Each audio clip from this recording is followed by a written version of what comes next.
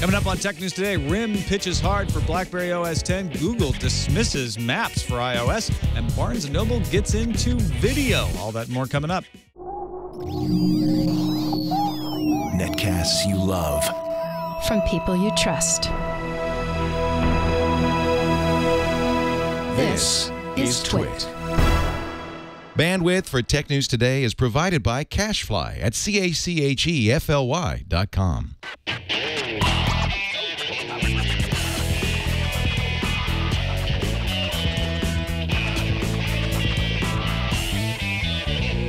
This is Tech News Today for Tuesday, September 25th, 2012. Tech News Today is brought to you by ShareFile. Enhance your workflow, send files of almost any size easily and securely with ShareFile by Citrix. Try ShareFile today. For a 30-day free trial, go to sharefile.com, click the radio microphone, and enter TNT. And by FreshBooks, the easy online invoicing app for small business that saves time and gets you paid faster. Join over 3.5 million FreshBooks users and try the service free for 30 days of unlimited use at freshbooks.com. Be sure to let them know you heard about it on Tech News Today. And by Gazelle, the fast and simple way to sell your iPhone, iPad, MacBook, or Android smartphones. Find out what your gadget is worth and get cash to upgrade to the latest iPhone at gazelle.com. Welcome to Tech News Today. I'm Tom Merritt. I'm Sarah Lane. I'm Iyaz Akhtar. And I'm Jason Howell. And this is the show where we keep you up to date on the most important news in the tech world, starting each time with the top 10 stories of the day in the news fuse. Barnes & Noble wants in on all that online video money that's trickling down from the skies. The company will launch a Nook-branded store that, like Amazon and Google, will sell TV shows and movies for sale or rent from studios like Disney, HBO, Sony, Starz, and Warner Brothers. Nook's video service will also store digital copies of DVD and Blu-ray discs through the ultraviolet system. A malicious embed code called Unstructured Supplementary Service Data, or USSD, could potentially factory reset your Galaxy S3. That is, if you're running TouchWiz and if you use the stock browser rather than something like Chrome. That means the Galaxy Nexus is unaffected, but the Galaxy S2 is also at risk. Tweakers.net claims they've replicated the issue on a Galaxy S Advance as well. As for Samsung, they're looking into the issue. At today's BlackBerry Jam event, RIM showed off its latest operating system, BlackBerry 10 Beta 3. The biggest feature is BlackBerry Hub, which puts together all your Twitter, Facebook, email, and pretty much whatever you want in one big place. RIM made a big deal out of the fact that you can access the hub from anywhere with just one gesture that you can do with one thumb. RIM showed the OS running on the latest dev phone called the Dev Alpha B handset. The BlackBerry 10 phones are still on schedule. Even though the iPhone 5 sold a record 5 million, everyone seems to agree that they could have sold more, considering the demand. Bloomberg reports that the culprit may have been a decision to use in-cell screen technology to combine the display and touch sensor into one part. LG has had trouble supplying the number of parts required, though Sharp is ramping up production to add to the supply. Meanwhile, Apple has started allowing customers to reserve an iPhone online after 10 p.m. each day for pickup at the Apple Store the next day. MySpace is bringing sexy back. Yeah. What? The once dominant social network's new owners, Justin Timberlake and friends, have released a teaser video for what we can expect from the new version of MySpace at new.myspace.com. Heavily features photos, videos, and music. Looks pretty nice. No official word on when the switch will officially be turned on, but you can sign up for the invite now. Remember all those reports of a new Google Maps app for iOS just waiting to get approved by the Apple App Store? Yeah, that's not true at all. Eric Schmidt says that Google has not made any moves to make such an app, and Schmidt says, quote, "We think it would have been better if they kept ours, but what do I know?" Yeah. What is Schmidt? Yeah. Nokia unveiled 2 new bargain phones today, the dual SIM Nokia Asha 308 and the single SIM Nokia Asha 309. They both promise fast web access with the Nokia Express browser's data compression, plus the inclusion of 40 free games downloadable from EA, Facebook and Twitter apps included on the phone, which runs the Series 40 platform and will be available by the end of the year for $99 unsubsidized. The FCC has yet to officially comment on AT&T's decision to limit FaceTime over cellular connections, but FCC Chairman Julius Janikowski has suggested a complaint review is on the way, and that if a good faith effort to resolve the issue, quote, doesn't lead to a resolution and a complaint is filed, we will exercise our responsibilities and we will act. Now, net neutrality experts have already begun complaining. They're all over that. They're claiming that the FCC's open internet rules prohibit arbitrarily limiting a service like FaceTime over specific networks. Several of these groups have gone as far as filed formal complaints with the FCC over the blocking on the grounds that it harms consumers, especially those with disabilities and with families overseas. So if they get any of those complaints that were already filed, they'll do something? It sounds like he's just dragging his feet a little bit. Yeah, a little bit. Yeah, we got to do something about it. Tesla CEO Elon Musk unveiled the first supercharger locations meant to charge electric vehicles fast. The first 6 solar-powered stations are in California, but the company plans installations along high-traffic corridors across the United States over the coming year and expansion into Europe and Asia in the second half of 2013. Musk claims the stations will feed more power into the grid than they use for charging cars, and Tesla Model S owners will get to charge for free. The Litro camera will soon be available at a couple of online retailers like Amazon and Best Buy starting early next month. The $400 camera made waves since it allows you to take a picture, then focus on various parts of the picture after you took the image. If you want one right now, Litro.com is the only place you can get one until October. Let's take a quick break. Thank our first sponsor for today's show, ShareFile by Citrix. You have large files. You're not trying to brag. It's just a fact. They're just big. They're big files. They're important. They're full of data. Some of it's confidential. And you need to get them to your clients, to your coworkers. How are you going to do that? You're going to throw it up on some fly-by-night server? No, you're not going to do that. You need to do it easily, and you need to do it securely. How do you do both? Well, you use ShareFile by Citrix, the tool that millions of professionals rely on every day. ShareFile is a file-sharing solution for businesses that's easy to set up, easy to use, completely under your control. You can put password protection on files. You can time limit them so that if somebody doesn't open them right away, they go away. So you're not worried somebody else is going to stumble upon their machine or something. You can see when they've been received and modified. I've used this before myself when somebody says, oh, yeah, I got those files. I'm looking at those contracts. No, you didn't, because I look on ShareFile and you hadn't opened them up yet. The files can be accessed from anywhere, any Mac or PC, tablet, smartphone. It's so easy to use, too. You can send the file. All they have to do is click a link. In fact, it even integrates right with Outlook. So try it out. You don't have to take our word for it. I want you to try ShareFile with our special offer. Sign up today and receive a 30-day free trial. Go to sharefile.com, click on the radio microphone, and enter TNT. Remember, visit sharefile.com and type in TNT to get that free trial. And we thank Citrix and the ShareFile for their support of Tech News Today. Joining us today to talk about the news, we're happy to have Denise Howell, co-host of This Week in Law. How's it going, Denise? It's going great. Good to see you guys. Good to see you, too. We're going to start off talking about BlackBerry stuff. Have you used a BlackBerry? Do you use a BlackBerry? What's your take on the RIM? I don't use one. I haven't used one since I used to work for a great big law firm, which I think lots of them still do use BlackBerries and would rather have something that was competitive to the nice Samsung and iPhones that are out there.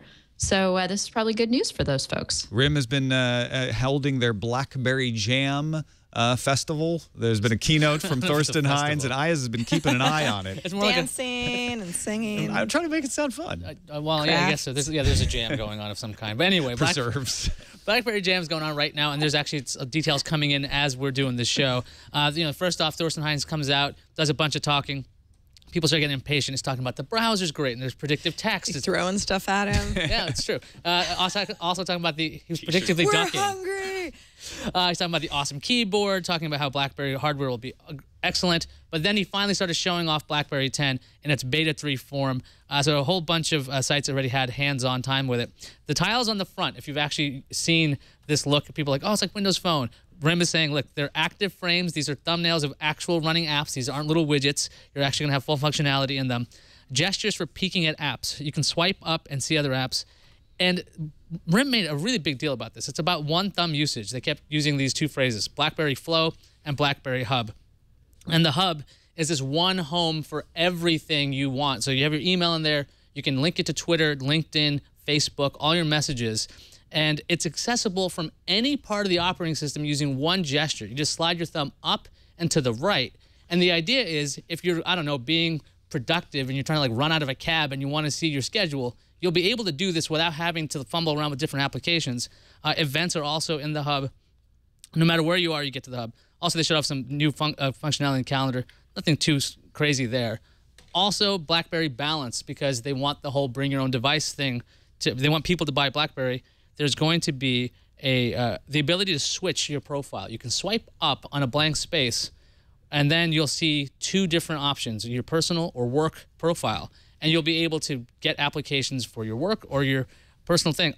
I was actually quite pleasantly surprised by what RIM did with the operating system, because yeah, sure, you can have an operating system. Yeah, they have apps. Everybody's got apps. But what RIM seems to be doing is they're like, hey, you know what a phone's for? Productivity. You might want to be able to find things very, very quickly instead of just switching application to application.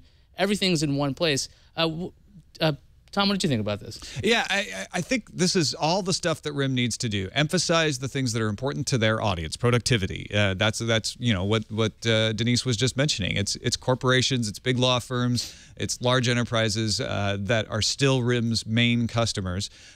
Taking the best of that QNX operating system that they developed for the BlackBerry Playbook, which is fantastic, moving it onto the phone. That's exactly what I wanted to see.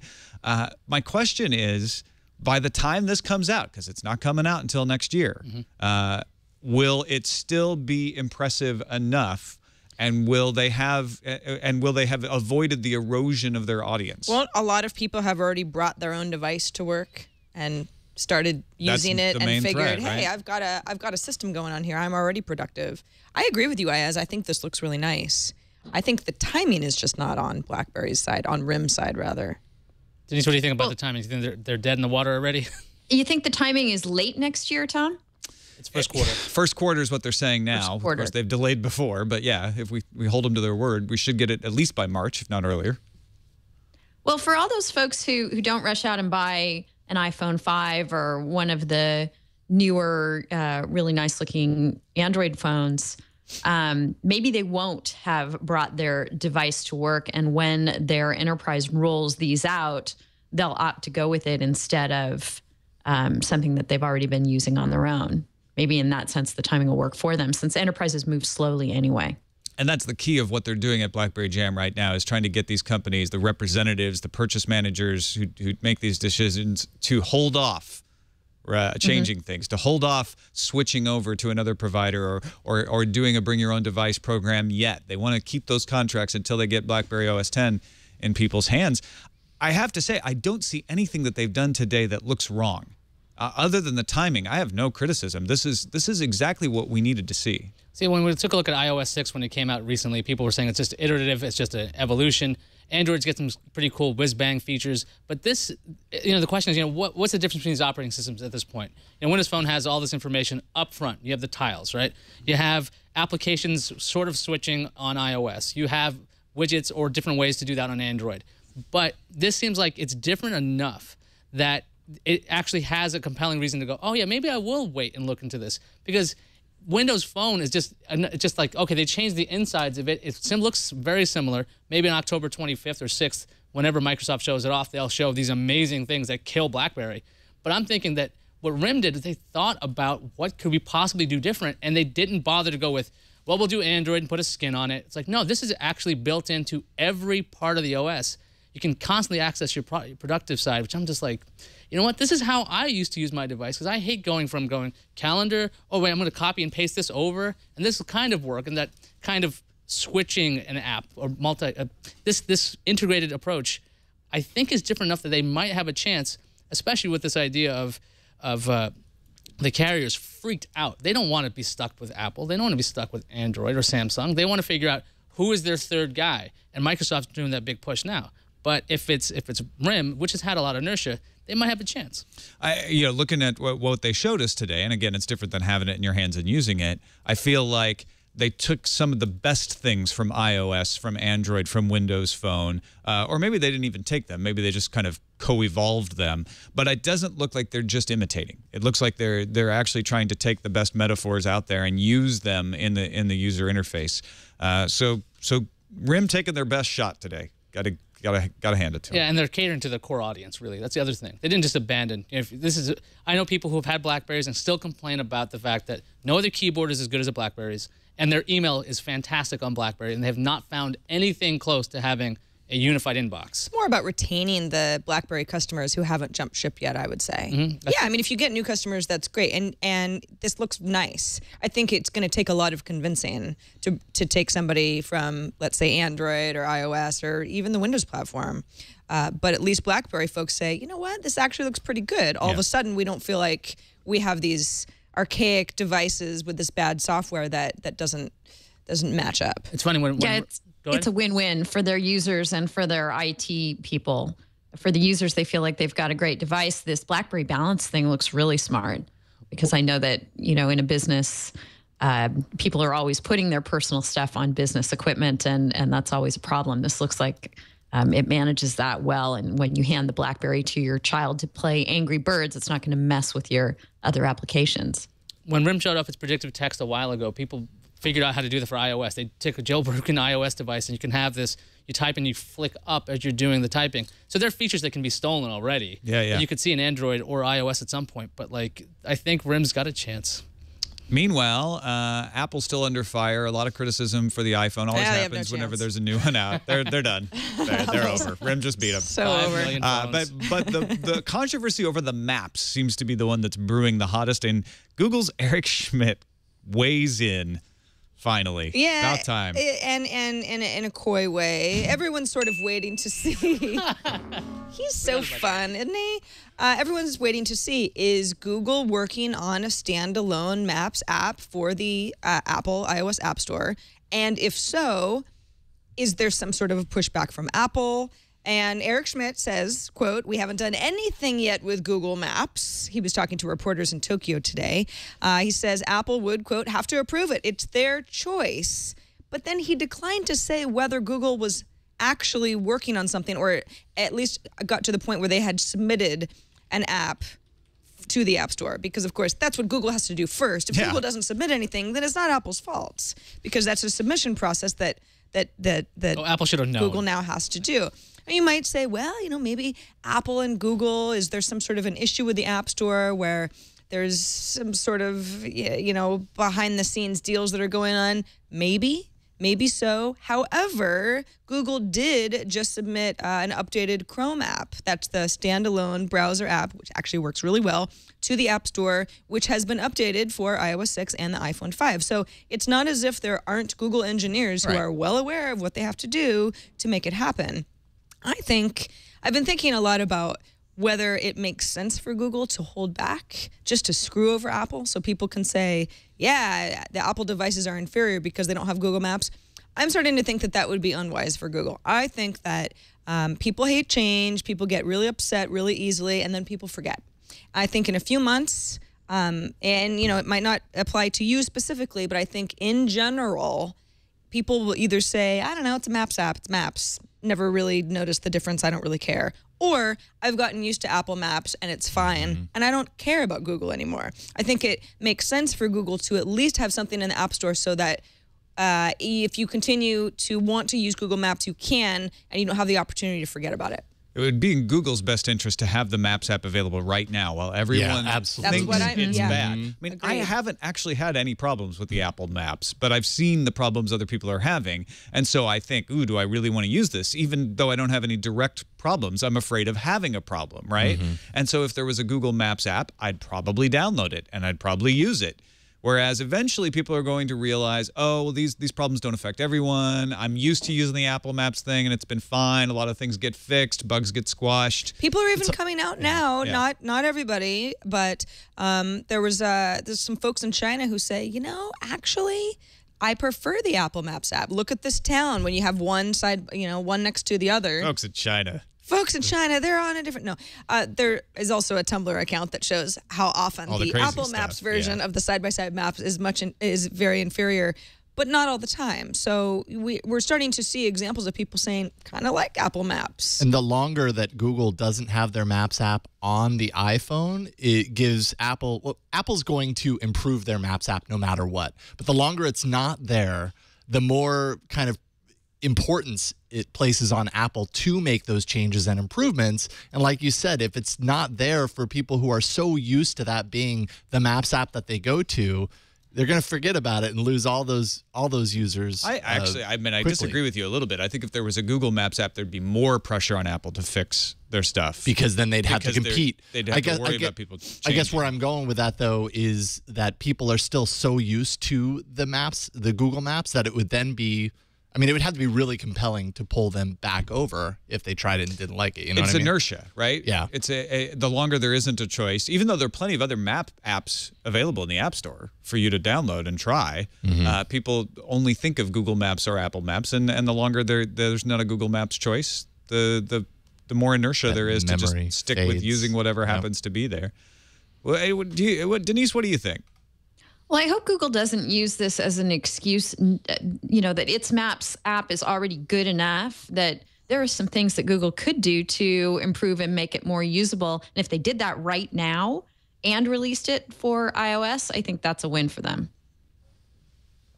All right, let's talk about Barnes & Noble getting into the video game, sort of like Apple getting into the Maps game. Well, they're not doing video games. Starting from scratch. They're not doing video games. You're right. That was an unfortunate phrasing. The video. They are getting into the business of the videos and the selling of them. Barnes & Noble announced Nook Video. It's going to be a part of the Nook store. Not a subscription service. It's going to run on Nook devices, smartphones, smart TVs. You can be able to rent or download HD or SD video, and content's going to live in the user's Nook cloud. I was not aware that was a thing, but it's a thing now. Nook Video will create and store ultraviolet digital copies. So if you buy a DVD or you buy a Blu-ray and it has a digital copy, and it's the ultraviolet version, it's going to live in the Nook cloud for There's you. a dozen or so of those out there. Well, there's a whole bunch of companies that are on board with that. I believe Amazon's also selling ultraviolet ones, so I'm not sure how that works. The launch is set for later this fall in the United States. Obviously, it's the fall now, so I'm just waiting around. Holiday season for the UK. And Barnes & Noble is saying that they've got a big catalog. They got HBO content, Disney, Starz, Warner Brothers, and titles like Breaking Bad, Toy Story 3, Dark Knight, Harry Potter, and a whole bunch more. Denise, I'm kind of curious. Do you think this is going to revitalize the Nook, or did the Kindle Fire just pretty much snuff it out? I think it'll help the Nook. And I think the Nook is doing just fine, among its ecosystem. That people who use that product really, really love it. And for Barnes & Noble to continue developing and putting features on it that are in demand, I think is a great idea, a good move forward, both for the product and for the field. Apple likes to point to Amazon when it's being investigated for antitrust kind of issues and say, well, Amazon's the big content monopoly dominant party in this field. And, I'm talking about the price fixing case, of course. And with Nook, obviously in there in the market and doing everything it can to stay competitive, I think that's just good all around. Yeah, I think the folks who use Nook and love Nook are going to be very excited about this, because you'd have to sideload videos, and this gives you a much easier way to legally access high-quality TV shows and movies. So it's almost a had to do for Barnes & Noble if they want to continue the Nook enterprise.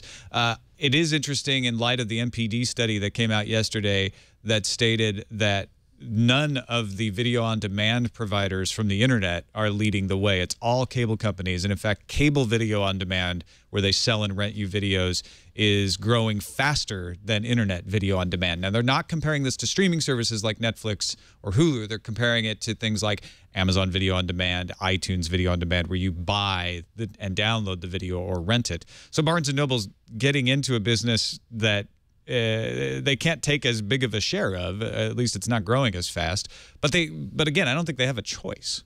And they really needed this because, they locked out users from using the entire capacity, not the entire, the majority of the capacity of the Nook. If you wanted to put your own videos in sideload, you better put a micro SD card in there, because I think you got 1 gigabyte for yourself. So if you wanted to watch video, unless you have really tiny videos, I guess you couldn't really put a lot on there. And the fact that Barnes & Noble finally has content, or will soon have content, that will give at least a reason to go, oh, okay, I'm not being locked out. I have a way to get more content. I just have to go to the Barnes & Noble store. I love Amazon because they have the cloud services when it comes to, I want to access it anywhere. I bought it once, I can access it later. If with Barnes & Noble doing a similar thing, I think that's really smart, because now you can go, okay, well, I can go over there too. If it works on smartphones and televisions, why not go with Nook?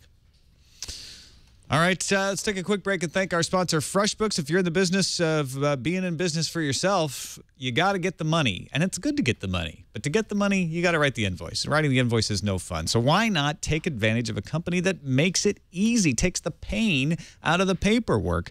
It's what I use, FreshBooks.com. Since 2004, they've been the online invoicing app that saves you time. It gets you paid faster. You can create invoices easily, email them to your clients.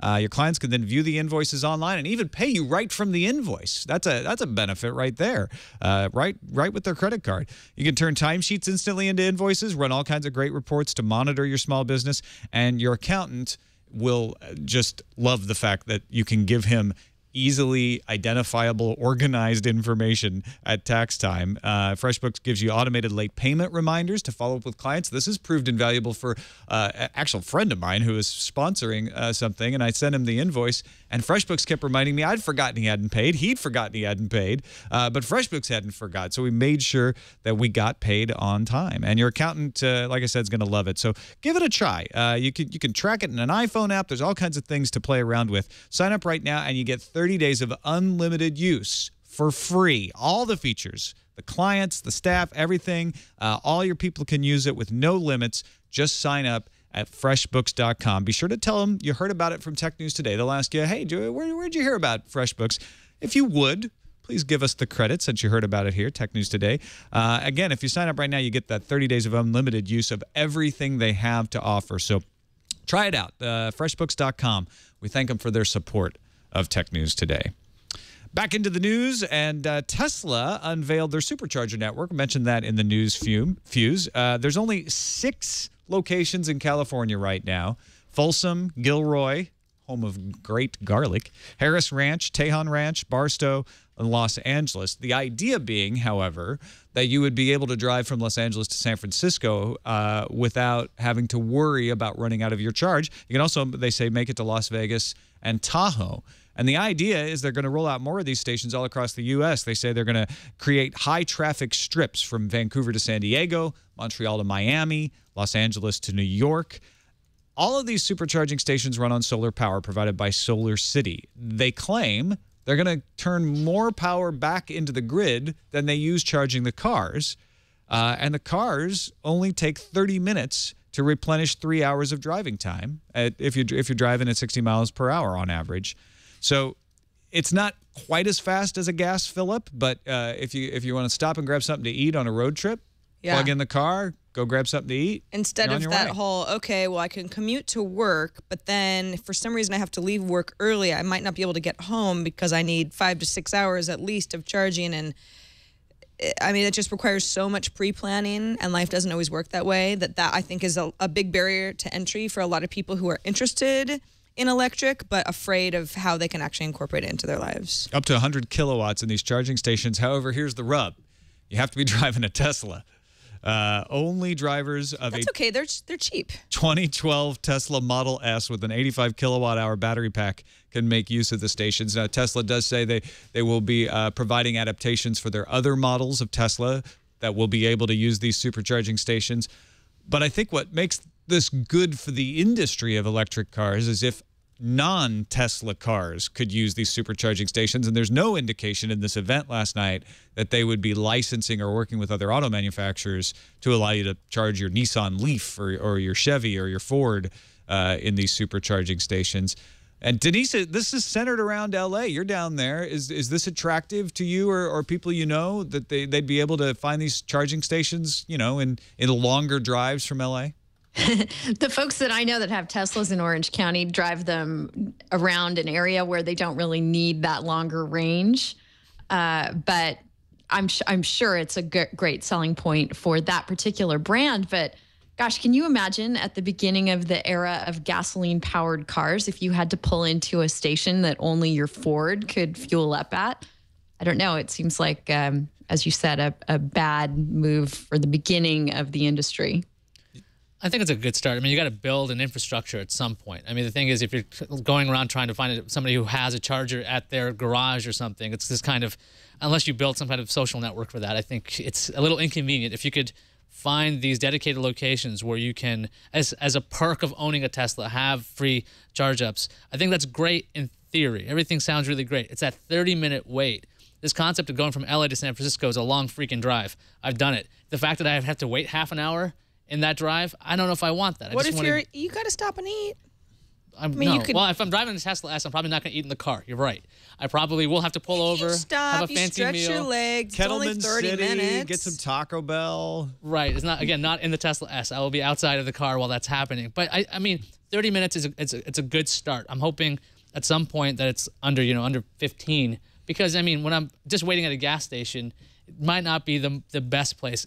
Tesla was saying that these are going to be in areas you want to hang out in, by diners, by malls and things, so that you have a reason to kill 30 minutes. But the idea of killing 30 minutes to me is just like... to bury a body, it's going to take at least 30 minutes out there. Well, yes, again. You mentioned Barstow, and that's what it reminds me of. That is exactly... Always reminds you of that. What you do with the other thing that's interesting here is they say the Tesla S customers can charge up for free. What do the other Tesla customers pay to charge up? Well, that's a really good point, right? Tesla S customers can charge for free. Only Tesla S drivers can charge right now. So it's sort of like, well, that's so all the people who can use the thing can use it for free. Are they going? It's a good question. Are they going to charge other Tesla customers once they make it available to them, or are all Tesla customers always going to be able to use this for free? I doubt that. And I don't know. I think this is a great system, solar powered. In areas where you might be needing to do some other things anyway.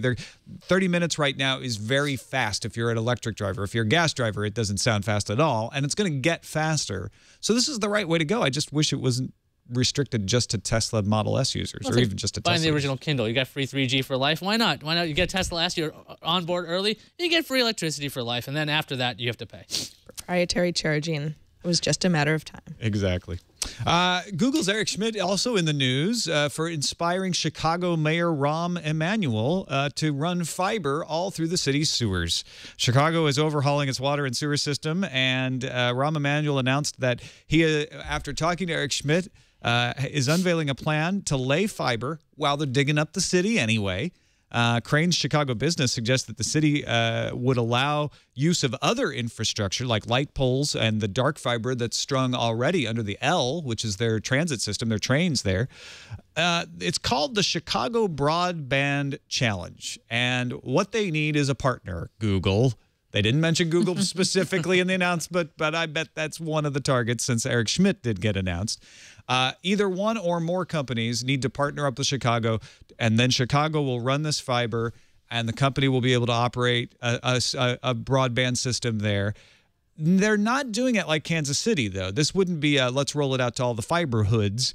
It would reach into 15 tech zones in commercial and industrial corridors where they don't have as good of an internet presence. Chicago has actually some of the fastest internet in the country in downtown Chicago because of the financial district there.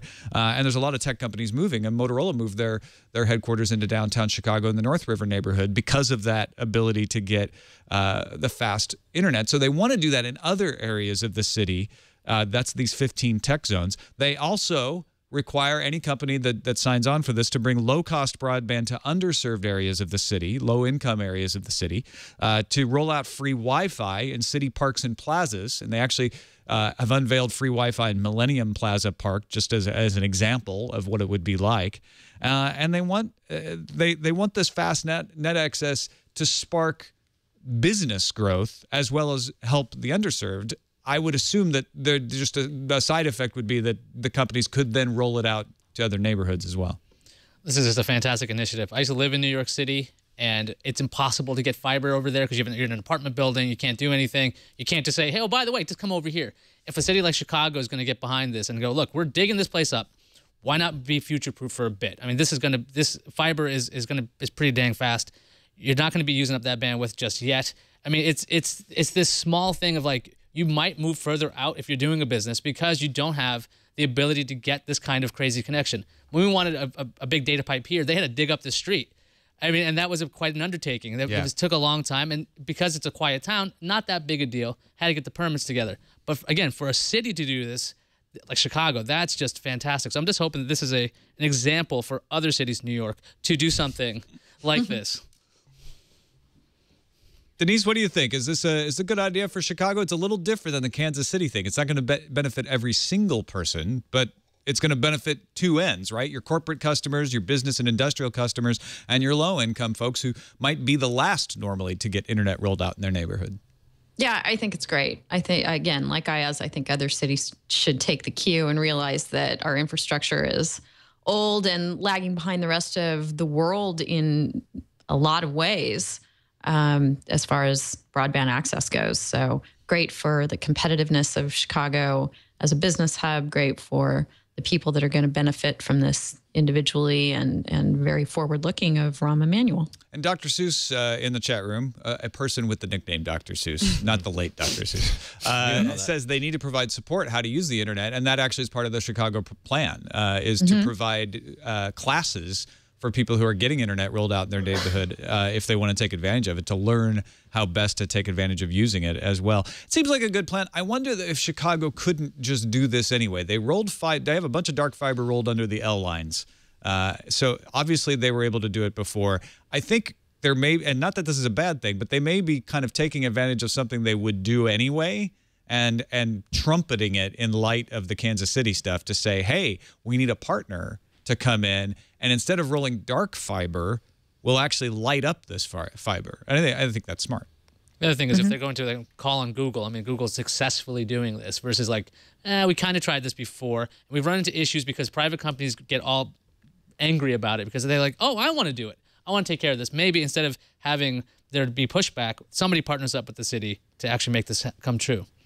Let's finish up with Twitter. Co-founders of companies and executives of companies making all kinds of suggestions. Yeah. Here comes another one from Ev Williams. It was a roundtable event. It took place at a startup called Branch's headquarters in New York yesterday. Ev Williams, founder, current board member still of Twitter, who's actually doing most of his day-to-day stuff on his new project Medium, but still clearly has the inside scoop on what Twitter's working on, said the thing I think would be more interesting than followers is retweets. And you go, well, I mean, there already are retweets, but he said the dream metric is how many people saw your tweet, which is very true, right? We've talked about the idea of people being able to buy fake followers, the idea that you can have a brand that looks like it's really successful socially that might just be a lot of hot air based on these numbers that don't actually reflect what your true reach is.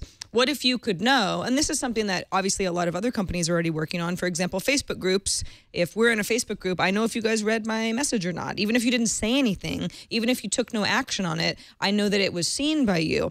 That would be very interesting for me, especially if not just, oh, hey, I said something funny on Twitter and a lot of people liked it or faved it or retweeted it, but I shared my latest episode of my new TWiT show and a lot of people saw it. That's important to me, because if your reach is 10,000 people and 435 people see what you shared, you have a lot better of an idea of really who you're reaching. And that's helpful for Twitter, as again, they grow their brand and work with other brands who are trying to use Twitter as a platform for advertising and so on. Williams also said API changes, even though it's upsetting a lot of people in the short term, it really helps Twitter get back control of that kind of engagement. Says Twitter could measure whether or not a tweet was requested in a timeline, so not just a public tweet that was thrown out into the world to maybe be seen, but something that was public and read. If there are a lot of third-party services that are replicating Twitter, then Twitter doesn't have as much control over that information. Now, of course, this does have a lot to do with the fact that this would be something that advertisers would be very interested in, but also to the public itself. I mean, if you think about a service like Clout, which is somewhat controversial anyway, but putting some sort of a number on what your true reach is. How many people are following you on Google+? Well, how many people are really engaging with you that way? Same thing for Twitter. I think it would be a tough transition to say, okay, well, if you've got 1 million Twitter followers because once you were on some list, right, and actually you're only reaching about 20K people, that's going to be your new number. That would upset a lot of people. But well, they wouldn't necessarily have to replace the follower count. They would just they could add in another number. De-emphasize it. I think this is a really good idea. I think the more is better thing to anybody in the know. We know that that's kind of BS anyway, but it still permeates the whole culture of social, I think. Well, the follower count is meant to be a substitute for this is how many people look at my tweets. So a more accurate number, I think, is a better thing. Absolutely. I do too. It's a good insight from Ev, who has a background, of course, in blogging, having founded Blogger.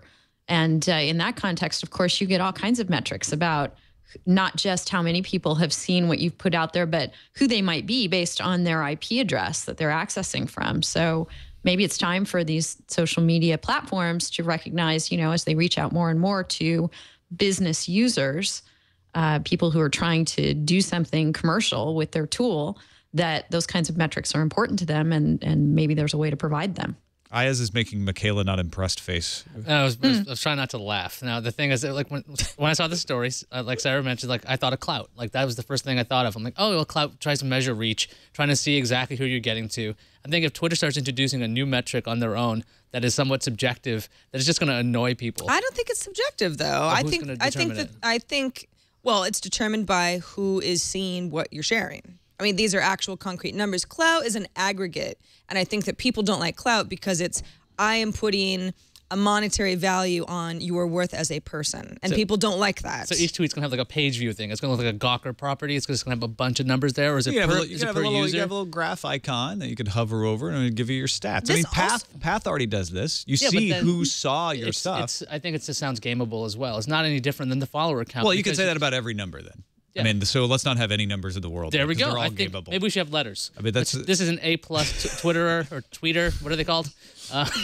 This also doesn't have to be something that's public. Like, okay, well, my true reach is only 100 people, so now that's my new number. It might just be something I log into Twitter, I look at my metrics behind the scene. It's a little bit of like a back end. Here's your stats over the last 30 days, and that can just help me moving forward, as on a personal level, or if I'm running a brand. Yeah.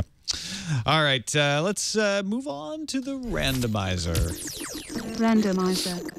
Want to make your iPad smarter? I don't have any help for you there, but there is an iPad app that lets you look into Einstein's brain. Now, every headline writer thought they were very clever today by saying, "Look, Einstein's brain is now on the iPad, and you can simulate his brain." Oh, wait, not really. But it is an interesting thing all on its own. For $9.99. You can download an app that has slices of Einstein's brain imaged. This is something that he donated his brain to science, and they sliced it up and recorded it on slides, stained it so it could be examined over the years and help in neuroscience. So this iPad app is attempting to take that data, essentially, those images, and make them available to more people. Obviously, neuroscientists can take advantage of this, but people who are just curious to look at slices of Einstein's brain. I think it costs you $10 for the app too, so you better really want to see his brain. I mean, like, I think that's a bargain, frankly. 2,400 slides to see Einstein. Yeah, because there's no MRIs at the time, so that's how they would see these scans. You'd chop them up in kind of a meat slicer kind of thing, and it's really kind of disgusting if you think about it. Yeah, they didn't have MRI. No, so so you can actually get a lot of these kinds of things if you're really interested. I don't even know why I know this. School, I think. You probably learned it in school. That whole bio degree thing. His parietal lobe was 15% wider than normal. Well, can you pinch and zoom so it's bigger or small? Well, yeah, but it's still, that's only to scale. Anyway. I was really hoping it was a Siri replacement. Yeah, see, I think that's what everybody, some people are disappointed, like, oh, it's just his sliced up brain pictures. I don't want to see that. But this is it's cool Einstein. Stuff. It is. Right? So even if it looks like brain mush, it's really smart brain mush. The smartest brain. Well, it sells. You people. All right, let's take a quick break and give you something smart that will make you look like Einstein, because quickly and simply, you'll be able to turn your old gadgets into cash with Gazelle. Thanks to Gazelle, I will be dropping off my box at the post office today. I said I was going to do it yesterday, and then I didn't. Slacker. That's my own fault, not Gazelle's, though. They make it simple. I have no excuses because I went online before I got my new phone and locked in the quote for 30 days. So first of all, do that. Go to Gazelle.com right now. Lock in the quote for your old gadget. They make it really easy. You can just look and say, oh, this is the phone that I have. I have a cell phone. It looks like this. Find out what they're going to give you for it. Be honest about the condition and what accessories they ask you about. And then you can print out a shipping label, throw it in a box, and ship it off that day. Or you can wait 30 days while you get your new, shop around for your new phone. But you lock in that quote risk-free right now. And you get the most for your phone because the phone isn't going to get more valuable over time. Or if it's a laptop or an iPod, whatever it is you're selling, you want to lock that quote in. They gave me a box. I chose to have them send me a box. The box is brilliant. You just slip the iPhone in under this piece of plastic. You throw the wires in the bottom of the box. You close up the box. You drop it off. It's on its way. As soon as they get it, they turn it into money for you. You can get paid by check. You can get paid by PayPal. You can get paid by Amazon gift certificates. So don't wait. If you're busy and you're thinking, I don't have time to go selling stuff, this is the way to do it. Gazelle.com, Gazelle.com. And huge thanks to Gazelle for their continuing support of Tech News Today and for the money you're going to send me when I finally send my phone off to you. Because I've actually sold a lot of gadgets this year doing Gazelle. It's pretty awesome. Thanks for their support. All right, let's see what's on the calendar. There's not much. Well, there were so many announcements and blah, blah, blah that we're kind of in a announcement lull. But the Nexus 7 is going on sale in Japan on October 2nd. So if you're interested, that's the date to clear. Yeah, a lot of stuff happened already today, like Mist of Pandaria, BlackBerry Jam, all that stuff. Which we talked about yesterday. We don't have much going on tomorrow. I mean, RIM's earnings report is in 2 days. I don't want to spoil anything. Also, I was going to save that for tomorrow's There's calendar, an Intel I'm going to give that one yeah, to no you. spoilers. Okay, Yeah. let's see what's incoming. Incoming message. Got an email from Sean sent via his BlackBerry. He wanted to make sure we knew. Like what you did there. He says, Tom, you mentioned you did not understand how TiVo is still around. My opinion is TiVo is the do-everything set-top box that everyone seems to want. It's already here. It supports the most popular on-demand services, Hulu Plus, Amazon Video, Netflix, and YouTube. It also supports video podcast subscriptions. In fact, it's how I watch Tech News Today. And with a simple multi-stream cable card popped in, it does something none of the trendy boxes like Roku can touch. Record and pause all your live TV shows from, of course, any cable network. Add to that a simple, proven Apple-like interface no other DVR has, and you have a real winner. Sean, you make a compelling case for why it should still be around, but I still don't understand how it's still around given the sales numbers. It wasn't that I thought it was a bad product, but just the fact that it's not as popular as it used to be. It just goes to show you how awful the cable companies' DVRs are, that you would go out and buy a $500 box, go through the hassle of getting those cable cards, installing them yourself, because the interfaces are just so awful. I mean, some of them have gotten better over time, but TiVo's... even so, I mean, I agree with Sean. He's saying, look, this box does so much more than any cable box could ever do. Even if the cable boxes weren't that bad, you could do Hulu, you could do Netflix, you can do all this other stuff, you can do podcasts. I mean, he kind of described, the way he describes it, it is the box that everyone wants. Why isn't it catching on? There aren't enough evangelists talking about why it's so much better. Is that the Well, reason? I mean, this email is... it's very illustrative. I'm like, oh, okay, that's Maybe cool. it's like the price too. Well, that too. You know, everybody wants it to be $99 or $199, and For $99, I think people would buy it like crazy. oh yeah, exactly. Plus, also, there's that fee you have to pay every month. It's another thing. I think as bad as the cable boxes are, the fact that the cable company will just give it to you. Yep. Or rent it to Absolutely. you for a very small amount of money, like Where it $5 seems a month. free, even though it's bundled in with your Versus monthly going out and price. paying $500, $600 for a TiVo. I mean, most people are just, it's not worth it to me. I don't want YouTube on my TV. Yeah, So maybe that's it. Yeah. Maybe it just needs to come out in price. Denise, what do you use for watching TV? We have a TiVo, and it's one of the ones, back when people were still buying TiVos. I'm sort of in your camp, Tom. I don't really see a lot of people going out and buying them today. And we still use it, although, of course, the ones they make today are much nicer and have HD. The old ones don't. But it kind of takes a licking and keeps on ticking. And we did the lifetime subscription, so we don't have to pay fees on it. So we still use it. And I agree with Sean. It's a great box. Yeah. Got another email from Jeff in Knoxville, Tennessee. He says, one major point was missing in Friday's discussion of if this, then that, shutting down Twitter triggers, or Twitter shutting down if this, then that triggers anyway. Content ownership. So with Instagram and Tumblr, Twitter asserted that they own my social graph, and I cannot share who I follow with another service unless it provides value to Twitter too. with the clause under which, if this then that, is shutting down their triggers, they claim ownership of my content. It's not about having to find a new way to post my tweets in Google Calendar or Evernote. It's about Twitter taking the content that I produced and dictating where I can use that content. People should be more angry about this. You added value to Twitter by contributing content. They're preventing you from doing things with that content that give you value unless it adds even more value to Twitter. It's my content. It's my social graph, not theirs. I can't wait for Twitter's coming export tool. Twitter has until that day to convince me that what they're doing isn't wrong. I know a guy with 250 followers deleting his account is meaningless to Twitter, but I feel like I'm the victim of a bait and switch, and I can't continue to support a company that acts this way.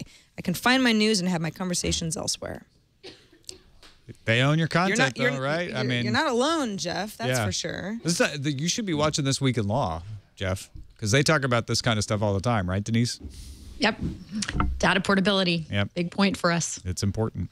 All right, that's it for this episode of Tech News Today. Thanks for submitting to our subreddit, those of you who participate. If you haven't checked it out, go check it out, technewstoday.reddit.com. Even if you just browse it, it's a valuable place to find tips on various tech news articles that are happening out there. And we use it to help figure out what stuff we want to talk about each day. So you can submit articles, you can vote on them, or you can just read them, technewstoday.reddit.com.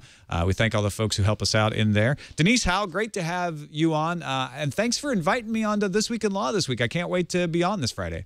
Yeah, I'm so glad you're going to join us Friday too, and it's been great to join you today. Tell folks what we're going to be talking about on Friday and when they can watch. We've got Robert Levine on Friday. He wrote a book called Free Ride, which basically accuses the internet of being the death of culture as we know it. So we're going to talk with him about that, along with a Howard Law professor named Latif Matima, who has read the book and has some critiques of it that we'll go through. And we'll talk about other current stuff in the world of technology law as well. And we'll do that at 11 o'clock Pacific, 1800 UTC, right here on the TWiT network. And we will be back tomorrow with an all-new episode as well. You can always find us, though, twit.tv/TNT. You can email us, our email address, tnt@twit.tv, and give us a call, leave us a phone number. Leave us a voicemail by using the phone number, 260-TNT-SHOW. Now, Tanya Barron joins us tomorrow. We'll see you then.